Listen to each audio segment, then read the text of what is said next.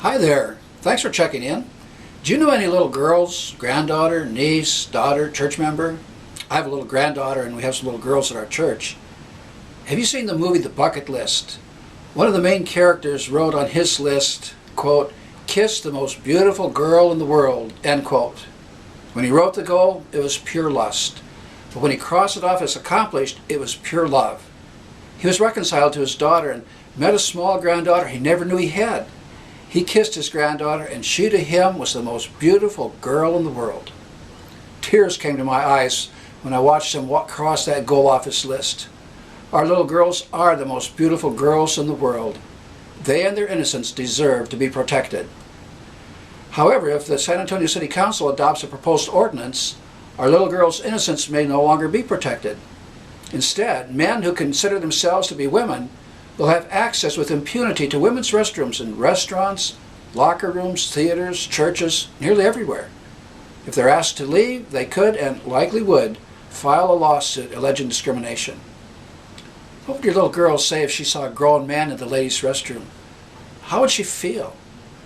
The only solution I can see is to remodel all multi-unit restrooms into single-unit ones. That would be expensive, but then people could use whatever restroom they chose, and our little girl's innocence would be safeguarded. The ordinance comes down to choosing between transgendered men and our little girls.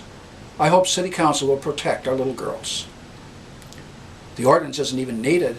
Our own city attorney has indicated the arenas of city employment, public housing, city contracts, public accommodations, and city boards and commissions are all protected by existing policy and practice and have been since 2007.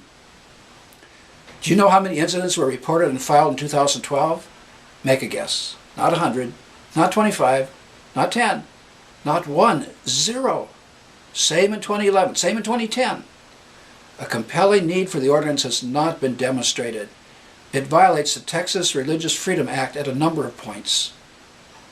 You're probably familiar with the names Billy Graham, Pope John Paul II, and Martin Luther King Jr. The ordinance, as first proposed, would have kept all three of these great religious leaders off from San Antonio boards and commissions because they had sometimes said homosexual acts are sin. The proposed ordinance discriminates against traditional Christians. A lawsuit is almost inevitable, and the city will pay attorney's fees both ways if it loses, which is likely in our attorney's opinion. Similar ordinances have been adopted in other cities. Some severe consequences have resulted. There's not even one Catholic adoption agency left in the entire state of Illinois. They all shut down, even though the Illinois ordinance contained a so-called religious exemption.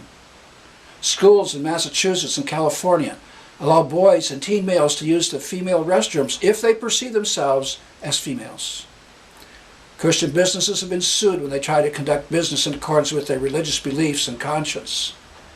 We would be naive to think similar outcomes won't take place in San Antonio if City Council passes the ordinance.